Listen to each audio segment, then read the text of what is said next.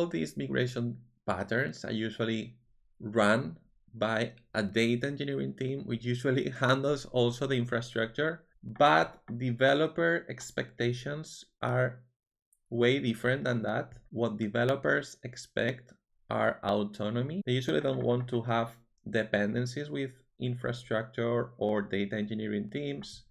And ideally, they prefer not having an SQL first approach to these problems. Of course, we know developers are very well known for running on fast feedback loops, local first tests, continuous integration and delivery. This is not very compatible with that way of running migrations that we have seen. And finally, the right developer experience when working with a database is not running a set of alter tables plus complex pipelines to data migrations. What you expect as a developer is having a transparent way to run migrations, and ideally, if you can be assisted by an AI that helps you to select the right data types, the right sorting keys, and the right partition keys, the better for you. So let's see how developers can match these expectations. I'm going to run a very simple example project using Tinybird, and you will see how you can run a full migration by yourself,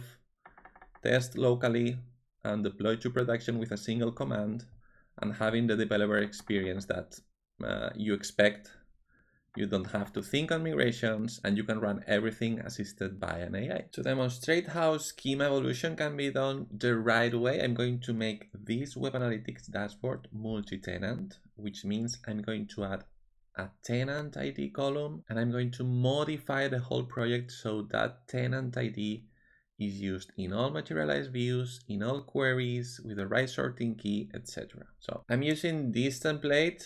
It's already deployed with data. You can use it by just running tb login, tb cloud deploy, the template which is in a GitHub repository, and start sending events, okay, from your website. And this is how the project looks like. As you can see, there are some KPIs about visitors, page views, and then some rankings for top pages, locations, devices, sources, and top browsers. And the project looks like this. There are several APIs, top sources, KPIs, browsers, devices, pages, locations, which are fed by materialized views, analytics sources, sessions, analytics pages, which source is an analytics events table. If we take a look at the project, we have this analytics events data source, very simple table with a timestamp, session ID, action, version, payload, and domain.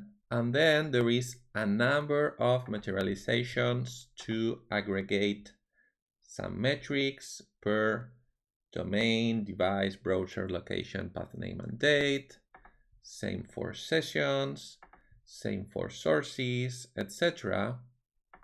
And we have some endpoints, for instance, top pages, that uses the materialized views to report the top pages compared to the previous period, etc. And you can filter by date, by domain, and other dimensions. So if we want to make this project multi-tenant, first thing we have to do is to add a tenant ID column to our main data source. This is simple, this is supported by ClickHouse, but then you have two problems. First problem is you want to add the tenant ID to the sorting key because you want all the data for each tenant to be closed in disk, so all queries are fast when filtering by tenant ID. And this operation, this simple operation, which means adding a new column to a sorting key, is not supported in ClickHouse. Second problem you have is you have to go materialized view by materialized view and group your metrics also by tenant ID. So finally, you can go to your API endpoints,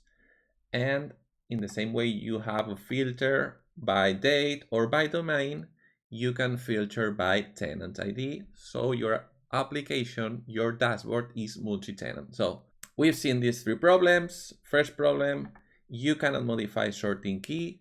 Second problem, you have a bunch of dependent materialized views you have to modify, hence you might have to backfill.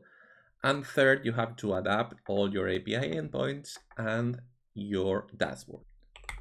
Fortunately, you can use Tinybird code to make this process much simpler. So I'm gonna say add the tenant ID column to analytics events and all materialized pipes depending on it, and add it as an optional parameter to all API endpoints. So as you can see, we now have a plan for Tinybird code in which is going to modify analytics events, plus all the materialized pipes, the data sources, and the endpoints. Let's keep it going.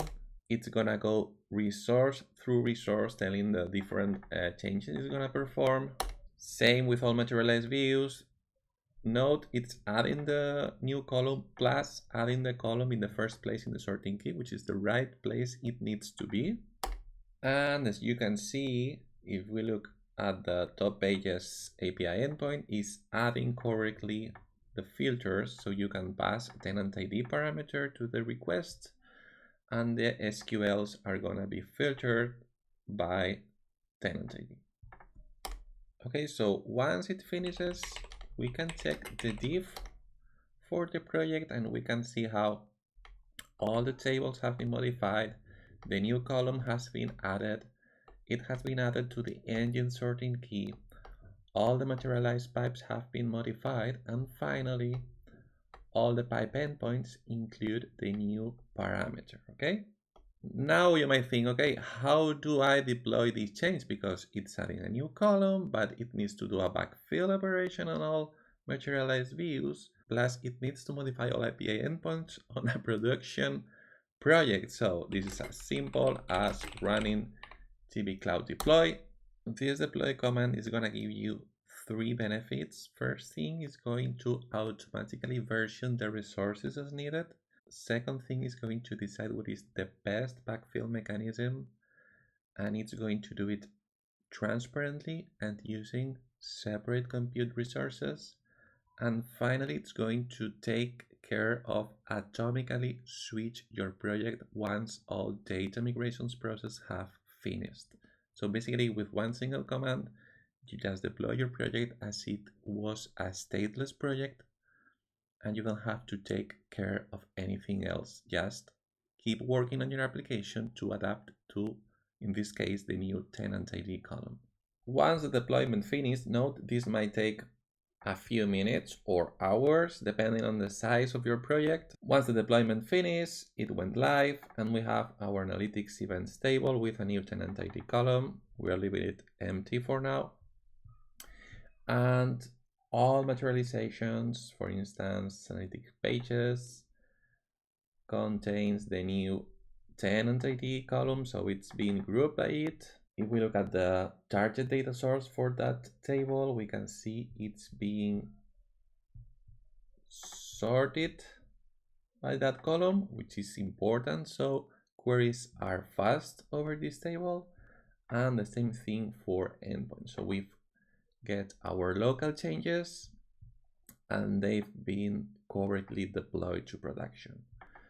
Final step is modify your dashboard so all your queries can be filtered for different tenant IDs, integrate with JWT, etc, etc, etc. So that's how you evolve schemas while your project is in production in ClickHouse. In case you're curious, you can check many different use cases we've been solving live to understand how you can evolve projects, evolve schemas in ClickHouse using Tinybird. There are a bunch of projects you can check, and you also have this ready to work templates for web analytics, open telemetry, logs, etc, etc, etc. Just give them a try and let us know what you think about them.